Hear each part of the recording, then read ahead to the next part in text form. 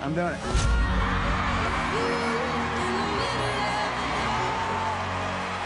The confetti falls, the audience erupts into a deafening roar, and a teenage girl stands completely frozen on a massive stage, weeping tears of absolute disbelief, as a celebrity judge hits the golden buzzer. It is the ultimate, meticulously engineered reality television fairy tale. For 15-year-old Sophie Pecora, that exact moment on America's Got Talent was supposed to be the definitive end of her struggles and the glorious beginning of a lifelong mainstream music career.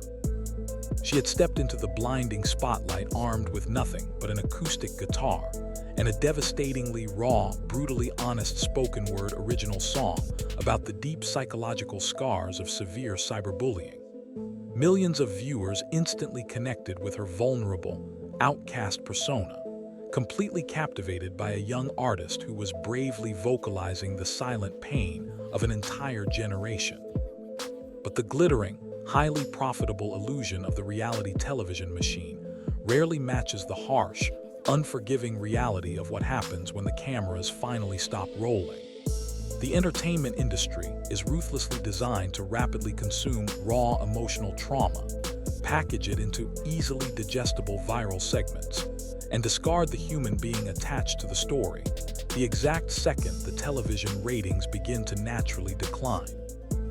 What happens to a sensitive, highly introverted teenager when the global spotlight suddenly shifts away, leaving them completely alone to navigate the treacherous, highly manipulative waters of the modern music business? The untelevised journey of Sophie Pecora is a fascinating, deeply unsettling look into the aggressive psychological toll of sudden internet fame, the dark side of trauma-based reality television casting, and the incredibly difficult, entirely independent path she had to forge to completely reclaim her stolen narrative. This is the untold story of how the quiet girl with the guitar survived the brutal entertainment meat grinder to become an unyielding, fiercely independent voice for her generation. The truth about her disappearance from the mainstream television landscape is a stark reminder that true artistry cannot be manufactured in a corporate boardroom. To fully comprehend the massive, unprecedented pressure placed squarely upon her young shoulders, we must critically analyze exactly how the reality television network strategically utilized her deeply personal trauma. When she initially stepped onto that intimidating audition stage, she was not heavily coached or entirely manufactured like many of her reality show peers. She was a genuine, quiet creator who used songwriting as an essential psychological coping mechanism for severe social anxiety. Her completely unfiltered, spoken-word style of musical storytelling was incredibly unique, but it was her willingness to openly bleed on stage about the agonizing realities of being a social outcast that made her highly valuable to the network producers. The television executives instantly recognized that her raw, unresolved emotional pain was the absolute perfect, highly lucrative ingredient for a viral, tear-jerking narrative arc. The industry thrives on these deeply personal stories, often prioritizing the emotional weight of a contestant's background over their long-term artistic development. They needed a compelling storyline that would resonate with millions of families watching at home, and Sophie's legitimate, heart-wrenching experiences provided exactly the kind of highly marketable vulnerability that reality television demands. When country music superstar Brad Paisley slammed his hand down on the coveted golden buzzer during the incredibly tense Judge Cuts, he effectively catapulted her from a quiet bedroom musician into the center of a chaotic, globally broadcasted media hurricane. While the moment was framed as a beautiful, life-changing triumph, it secretly initiated a deeply restrictive, emotionally exhausting creative trap. The massive television network and the voting public now held a highly specific, rigid expectation of who she was supposed to be. She was instantly boxed into the heavy, suffocating role of the permanent victim, practically required to constantly trauma dump her deepest insecurities on national television week after week to maintain her relevance and secure audience votes. For a sensitive 15-year-old girl who was already battling severe social anxiety, being continuously forced to publicly weaponize her own psychological scars for the sake of corporate television ratings is an incredibly dangerous, highly toxic environment that very few seasoned adults could ever successfully navigate. The immense weight of becoming an overnight spokesperson for bullied youth across the globe is a terrifying burden for anyone, let alone a teenager who is still actively trying to heal from those exact same wounds. The brutal, notoriously unforgiving nature of the reality television voting format eventually caught up with her during the highly stressful live quarterfinal rounds. Despite delivering another deeply emotional, incredibly brave original performance, the unpredictable American viewing public abruptly decided to shift their fleeting attention to a different, perhaps more highly produced novelty act. In the blink of an eye, the massive, glittering television dream was violently and completely ripped away. Her sudden, unceremonious elimination from the global competition exposes the incredibly harsh, highly disposable reality of the entertainment machine. The network had successfully extracted the highly profitable viral moments they desperately needed from her deeply personal story, and once she was voted off, she was immediately left to pick up the heavily shattered pieces of her suddenly public life entirely on her own. There is no corporate safety net for the contestants once the voting window closes. The cameras simply move on to the next tragic backstory, leaving the eliminated artists to navigate the jarring, disorienting transition back to reality without any professional guidance or psychological support. But the most devastating, deeply ironic twist of her massive reality television exposure was the terrifying amplification of the exact same problem she had originally sung about. By courageously exposing her vulnerabilities and singing about the agonizing pain of severe cyberbullying on a massive international stage, she inadvertently painted a gigantic, highly visible target on her own back.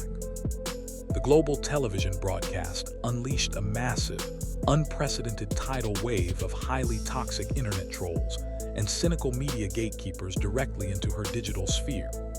The cruel, deeply personal online attacks she received following her television run were absolutely relentless, forcing a highly introverted teenager to suddenly battle the very monsters she feared the most, but now on a terrifying global scale. People who had never met her felt completely entitled to dissect her appearance, mock her vocal style, and ruthlessly invalidate her personal trauma. Navigating this immense, highly volatile digital landscape without the heavy, protective shielding of a major corporate public relations firm requires an unimaginable level of mental fortitude and absolute psychological resilience. The reality TV machine effectively threw a sensitive teenager to the digital wolves, leaving her to process the severe trauma of global public rejection and relentless digital harassment completely independently. In the immediate, highly chaotic aftermath of her television elimination, the traditional, highly predictable entertainment industry playbook dictated that she should immediately sign a restrictive, highly manipulative contract with a major corporate record label. Countless reality television alumni frantically rushed to sign away their creative rights in a desperate, deeply misguided attempt to artificially prolong their 15 minutes of fatting viral fame. Industry executives, driven strictly by analytical data and guaranteed profit margins, undoubtedly saw the young, highly recognizable artist as a perfectly malleable, heavily exploitable commodity. The corporate strategy for a young female artist in this exact position is always completely transparent. They want to heavily sanitize the gritty, spoken-word authenticity, aggressively strip away the deeply personal, raw storytelling, and forcefully package her into a safe, predictable, and highly marketable pop star mold. They would have demanded that she abandon her acoustic guitar for heavy electronic production and trade her brutally honest lyrics for generic, universally appealing anthems written by older, out-of-touch corporate songwriters. however, demonstrating a level of immense artistic integrity and professional maturity that is incredibly rare in the modern entertainment industry. She firmly and completely rejected the toxic, creatively bankrupt corporate route. She realized with absolute clarity that willingly stepping into the heavily guarded, brightly lit cage of the mainstream pop machine would fundamentally require the permanent death of her true, authentic artistic voice. She completely refused to allow a boardroom of corporate executives to dictate her daily wardrobe, heavily manipulate her deeply personal lyrics, or manufacture a fake, highly sanitized public persona for the sake of quick commercial advertising revenue. By actively choosing to walk completely away from the highly manipulative, heavily funded corporate establishment, she took a massive, incredibly dangerous professional risk. She intentionally prioritized her own mental health and her absolute creative freedom over the glittering, artificial promise of manufactured mainstream superstardom. This critical decision marked the true beginning of her unprecedented artistic evolution. Having successfully and completely severed ties with the highly restrictive, aggressively manipulative corporate reality television machine, she fully committed herself to the incredibly grueling, highly uncertain path of the completely independent recording artist.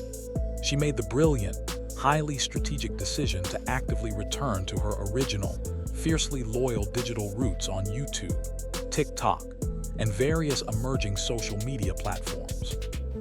Instead of desperately begging traditional, gate-kept media channels for highly sanitized mainstream exposure, she aggressively utilized the modern digital landscape to establish a direct, entirely unfiltered line of communication with her dedicated fanbase. Without a massive corporate machine pulling the strategic strings, dictating her daily set lists, or heavily choreographing her every single movement, she was finally able to completely reclaim her stolen narrative. The internet, which had once been a source of immense pain and ruthless bullying, was masterfully transformed into her most powerful tool for absolute creative liberation. She spent the following years quietly grinding behind closed doors, methodically refining her unique vocal techniques, significantly elevating her acoustic guitar skills, and heavily expanding her deeply personal songwriting capabilities. The music she independently released into the world following her television exit was entirely her own, completely devoid of the forced, highly dramatized reality television gimmicks that once heavily defined her public existence. She completely transformed her bedroom into a highly functioning, fully independent recording studio, proving to the entire world that a truly dedicated artist does not need the massive financial backing of a predatory record label to successfully create highly impactful, emotionally resonant music. This raw, unfiltered, and intensely personal approach allowed her to methodically build a fiercely loyal, highly supportive underground community from the ground up. She entirely bypassed the traditional music industry gatekeepers who had previously completely discarded her, choosing instead to cultivate a genuine, lasting connection with listeners who truly understood her artistic vision. Looking back at her highly turbulent and completely unprecedented artistic evolution, the true story of Sophie Pecora serves as a stunning, undeniable reminder of the intense psychological pressures and massive corporate manipulations completely hidden deep within the reality television entertainment machine. The industry is perfectly and ruthlessly designed to aggressively package young, highly vulnerable talent into simplistic, highly dramatic storylines.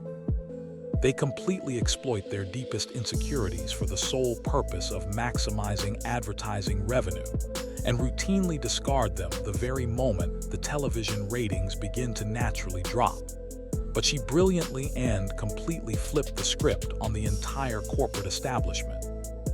She bravely survived being aggressively molded into a highly profitable, easily digestible television character, endured a brutal, massive international wave of cyber scrutiny, and ultimately proved to the entire world that true, authentic artistry cannot ever be permanently contained within a sterile, highly controlled boardroom script.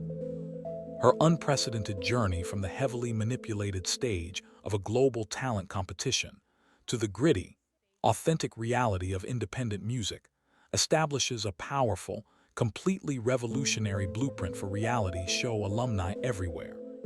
She has definitively proven that in the modern era of digital music, an artist does not need the toxic blessing of a major television network to successfully build a highly profitable, creatively fulfilling career.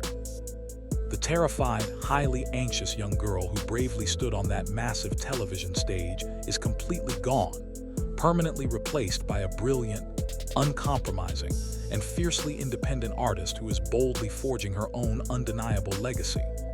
We strongly urge you to look far beyond the blinding television lights, constantly question the manufactured corporate narratives, and fiercely support genuine, independent artistry.